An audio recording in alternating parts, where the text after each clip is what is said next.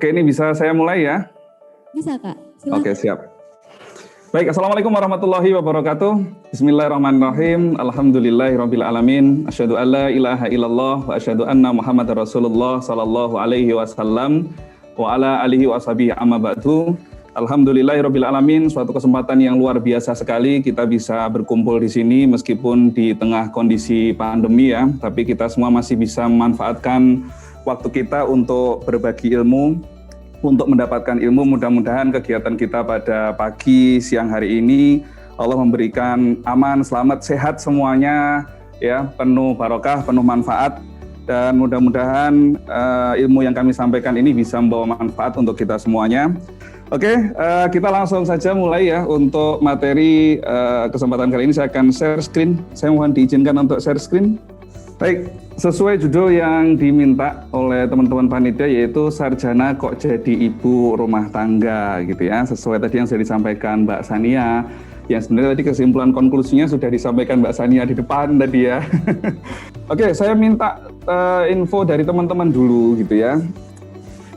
Nah ini nih, sebentar, sebelum saya minta info, inilah stereotip yang ada di sini ya, sarjanaku. Sebenarnya buat apa sih wanita sekolah tinggi-tinggi, toh pada akhirnya juga nanti di rumah juga gitu ya. Buat apa sih wanita kuliah sampai S2, sampai S3, kan yang penting bisa ngurus keluarga gitu ya. Inilah stereotip yang saat ini memang berkembang di masyarakat. Udahlah, nggak usah kuliah tinggi-tinggi, nggak usah yang susah-susah, toh nanti kamu besok juga jadi ibu rumah tangga, toh kelak kamu belum tentu nanti boleh bekerja. Nah sekarang silakan tulis di kolom chat, sebenarnya tujuan kalian kuliah itu untuk apa aja sih? Untuk ngapain kalian kuliah ini gitu ya? Coba saya pengen tahu teman-teman ini kuliah ini untuk apa gitu. Mana ini saya chat. Ayo saya tunggu chatnya coba.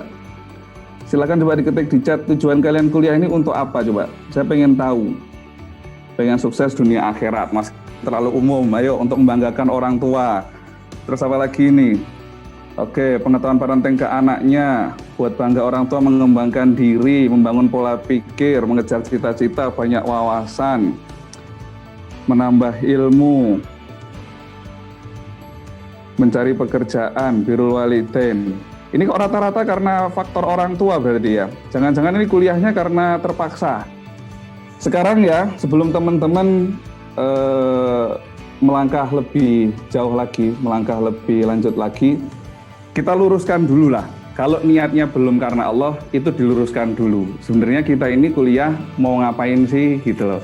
Kalau tujuan kita hanya baru sekedar urusan materi, berarti tujuan kita ini belum lurus. Ya, tujuan kita ini belum lurus. Karena sejatinya tujuan kita hidup di dunia ini tidak lain bukan adalah untuk beribadah kepada Allah. Sehingga apapun kegiatan yang kita lakukan, usahakan ya, niatkan semuanya itu untuk urusan ibadah. Oke, tadi ada yang bilang birrul walidain Kak, biasa bisa membahagiakan orang tua saya, biar saya bisa berbakti kepada orang tua saya. Jika memang niatmu seperti itu, ya tunjukkan betul bahwa kamu bisa menjadi mahasiswa, mahasiswi yang berprestasi, bukan mahasiswa, mahasiswi yang di situ merepotkan orang tua. Ya, yang kalau sudah mau semesteran isinya pokoknya cuma minta transferan gitu ya. Yang intinya setiap minggu pokoknya cuma minta duit untuk fotokopian, padahal cuma untuk nongkrong sama teman. Nah, ini berarti niatnya ada yang salah gitu. Mulai sekarang diluruskan dulu niatnya. Kalau niat kamu sekarang ini kuliah belum karena Allah, belum karena untuk urusan ibadah, terlalu sayang. Kalaupun kamu memang kuliah pengen untuk dapat pekerjaan, luaskan lagi nanti. Kalau kamu sudah dapat pekerjaan, biar ngapain? Ya, setelah kamu dapat pekerjaan ini biar ngapain? Untuk apa setelah kamu itu dapat pekerjaan gitu loh. Nah, sekarang jadi perlukah pendidikan tinggi bagi wanita itu gitu ya? Sekarang perlu enggak sih wanita itu sekolah tinggi-tinggi, apa cukup sampai SMA atau SMK saja? Bahkan ada yang bilang, udahlah perempuan itu pokoknya cukup sampai SMK itu sudah cukup. Nggak perlu kemudian sampai kuliah, yang penting dia punya skill, yang penting dia punya nanti ya kemampuan untuk bekerja kecil-kecilan lah, seperti itu. Nah, ini intinya, dari para wanita lah akan lahir peradaban dunia. Sehingga bila wanitanya itu berpendidikan, bila ibunya itu berpendidikan, maka besar kemungkinan anak-anak yang dilahirkan pun akan menjadi anak-anak yang berpendidikan. Ya, di sini Jadi kalau kita di situ berharap apakah wanita harus di situ mendapatkan ilmu yang sebanyak-banyaknya? Iya. Tapi apakah harus kuliah setinggi-tingginya? Tidak harus pakai jalur kuliah, ya. Ilmu itu bisa didapat, tidak harus pakai jalur kuliah. Tapi ketika seorang wanita itu kuliah, apakah salah? Tidak salah. Dia akan banyak dapat pengalaman ketika dia di situ kuliah, ya. Sehingga di sini sebenarnya tidak ada jawaban benar salah itu tidak ada, gitu ya. Semua itu benar, tergantung konteksnya, tergantung niatnya bagaimana. Nah, keluarga itu adalah sekolah.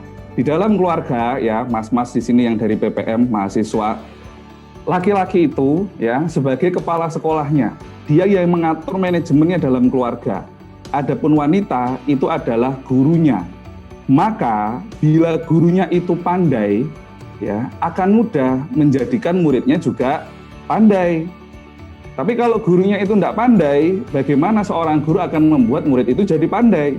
Gurunya aja belum pandai, gitu ya. Sehingga di sini peran pendidikan itu sangat-sangat luar biasa. Seperti yang disampaikan tadi di kolom komen, ibu itu adalah madrasah pertama untuk anak-anaknya, sekolah pertama untuk anak-anaknya. Kok bisa demikian? Ibu, contoh misalnya, seorang anak kecil berusia 1 tahun, kok lihat ibunya itu menyapu, maka dia akan mengkopi ibunya ini. Ketika dia lihat sapu, dia ambil sapu, kemudian dia meniru apa yang sering dilakukan oleh ibunya. Nah, saya juga pernah menangani suatu kasuistik, ya, seorang anak sukanya banting piring, banting gelas. Loh, kok bisa kayak gitu? Kenapa gitu ya? Nah, begitu kita regresi ke belakang, kita tarik ke belakang memorinya dari si ibu ini, ternyata ibu ini dulu ketika hamil, ya, itu sering melakukan perbuatan tersebut ketika punya masalah dengan suaminya, banting gelas, banting piring, sehingga dikopi oleh anaknya ketika lahir. Nah, nanti masuk ke materi parenting ini berarti ya. Artinya, ternyata ibu sudah mulai mendidik anaknya itu sejak dalam kandungan. Makanya ibu-ibu yang berpendidikan, dia akan tahu bagaimana biar anak-anaknya nanti, ya, anaknya ketika lahir itu bisa menjadi anak yang sehat, ya, anak yang cerdas. Ibu tahu karena dia berpendidikan, karena dia sering membaca. Oh, saya harus makan makanan yang bergizi. Oh, saya harus minum vitamin. Oh, saya harus sering membaca Al-Quran untuk bayi dalam kandungan saya ini, untuk stimulus anak saya, gitu ya. Saya harus menjaga emosi saya. Saya tidak boleh ketika hamil nanti emosi, sehingga nanti berpengaruh ke janin saya. Nah, sehingga tahu. Karena apa? Karena dia berilmu, karena dia punya basic pendidikannya, gitu. Tapi kalau tidak berpendidikan, ya sembuh, gitu ya. Wes pokoknya jari mbah kumbien ngene, gitu ya. Katanya mbah dulu seperti ini, gitu.